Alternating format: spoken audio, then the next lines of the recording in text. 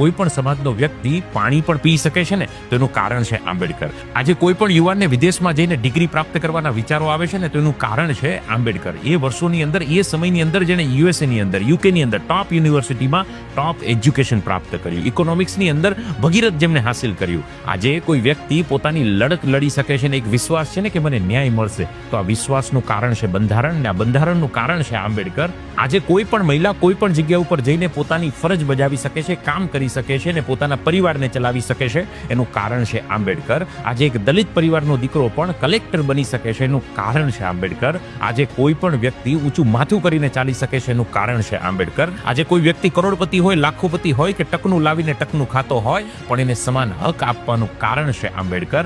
આજે મંદિરોની અંદર આપણે જઈને ઈશ્વરને પ્રાર્થના કરી શકીએ છીએ અને ઈશ્વરના દર્શન કરી શકીએ છીએ ને એનું કારણ પણ છે આંબેડકર. પણ જે કંઈ પણ આપણને ગર્વ પ્રાપ્ત થયું છે એનું કારણ છે આંબેડકર.